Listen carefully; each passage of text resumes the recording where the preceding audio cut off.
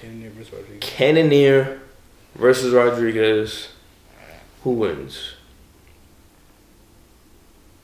I got Cannonier getting this KO in the first round, boys. I'm telling you right now, he's gonna. No, he's not. Just relax. Yeah, let's relax. Cannonier, your time has come. Cannonier, your time has come. And let's break it down. I like Cannonier, right? We all like Cannonier. For sure. He's not really like a fighter you could really hate on. And this is gonna be a really sad fight. Like Cannonier losing is not gonna be like enjoyable. I don't think anybody's gonna like. It's gonna be depressing. Yeah. And even if he gets the KO, I feel like he's the type to think like, oh, now the title run starts. Like he's like, bro, like them days are over, bro.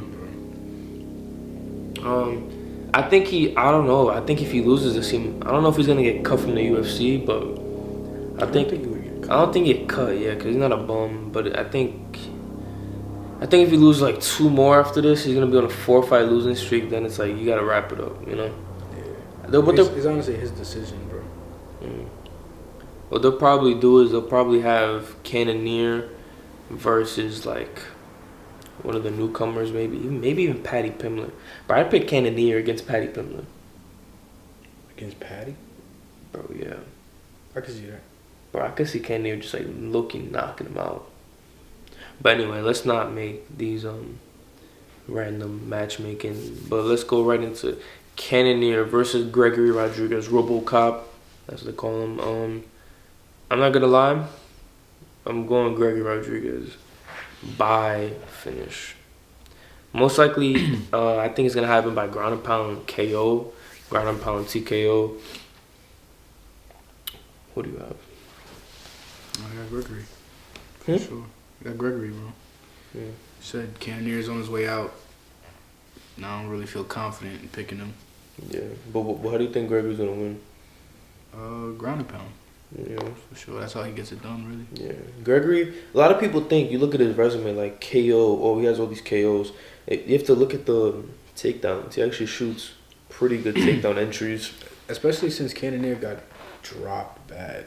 Yeah, in his last fight. If you guys didn't watch that Kyle Barajo fight. Now, before we get into the Kyle Barajo fight, what we're about to say right now is not like Cannonier has fought the better comp out the two. He has fought the better comp. Adesanya, Imavov, like he's fought these top guys, and he's lost to them, but he's fought them. And it's one thing to lose to a top guy. It's one thing to never fight a top guy for him. And Gregory Rodrigues hasn't really fought like a name like Cannonier at all. So this is kind of step up for Gregory Rodrigues, but I think this is a winnable matchup because Cannonier's out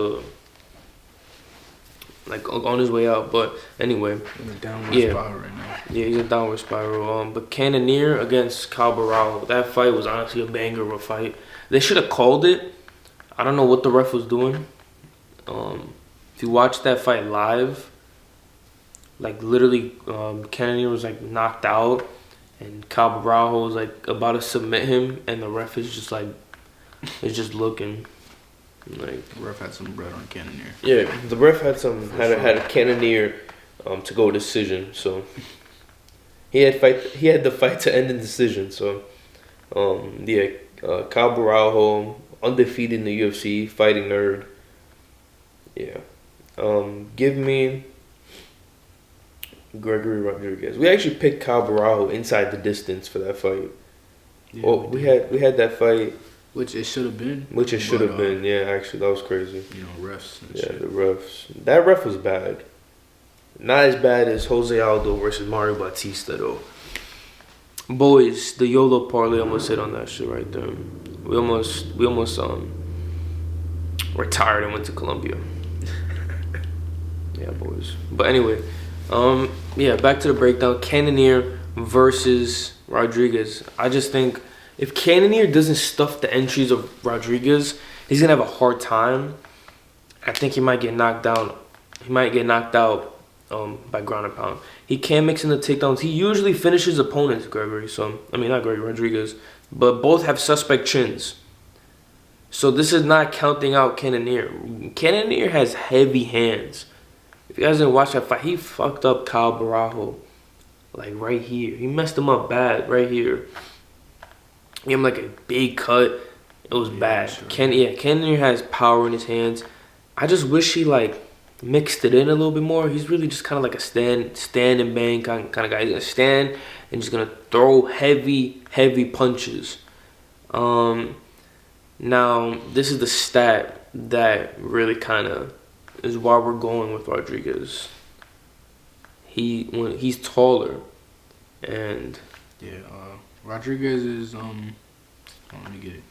I think he's like 6-1 against shorter opponents. 6-1 against shorter opponents. And Cannonier is not a tall guy for the middleweight division. He's kind of like a Bilal. He kind of like barely made the cut. I think him and Bilal are actually the same height, but Bilal is one weight class below.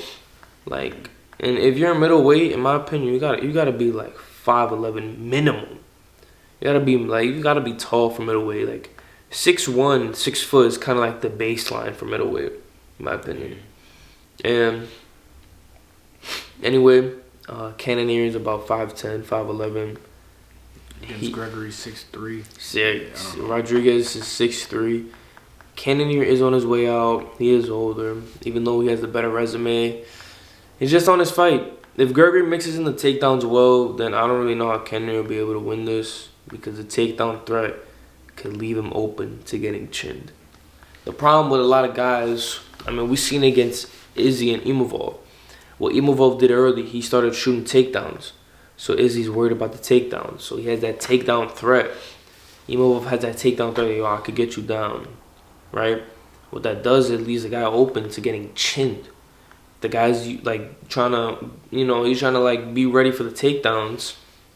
Your chin is just out there, and Rodrigues might just chin Cannonier on the feet. So that's the problem. If someone's really good at taking you down, can keep you down, you're gonna be worried about that, and then leaves your chin open in the air. And I'm going Cannonier. No, I'm just kidding. I'm going Rodrigues. Cannonier does have some good takedown defense, though. Yeah, he does have good takedown defense. That's what I'm saying. Like, if Rodrigues just is able to get 1 or 2 takedowns, I got the fight ended in KO, to be honest. Yeah, Rodrigues. If Cannonier can keep it on the feet, yeah, if Cannonier got a chance. Yeah, that's what I'm saying. Like, for sure. Yeah, he's like statistically he's the best dog on the card. But we're going by what's in the moment, and Cannonier isn't in the moment anymore. Respectfully, he's a good fighter, has an insane resume, in his own perspective, in his own If I think it was a beatable fight, I'd go Cannonier, but I think he's just not gonna be able to get this one done. Yeah. But if he gets this one done, we're not surprised though. Not yet. Yeah, we're not surprised. The ending KO. Yeah, we're not betting on this fight. Would we? Should we put a bet on this fight? You're not betting on this one? Should we put a bet on this one? Really? You're asking the wrong person. Yeah, I'm saying though, like what, Rodrigues? I would. On Rodrigues. The odds are pretty solid too. I think Rodrigues is like a minus. Money line? I don't think. I'm saying like what kind of bet would you put? Like fight and KO? Yeah. You wouldn't put like Rodrigues inside the distance, decision, no action. We could do that. Because I think that's a good one too. I don't know if I see Cannonier chinning him. Fight ending KO, not to go to distance. Yeah. Gregory inside the distance, decision, no action. Yeah, give me Rodrigues inside the distance, decision, no action. For sure. If you want to be a delinquent though, you could put Cannonier by KO. Or Cannonier KO/decision. If you really want, if you yeah, no, we're telling. That's not the underdog we're choosing. All right, we're choosing Nazim. So I appreciate you guys tuning in. Subscribe to Winnable. Get the full breakdown. And you guys already know. I'm out.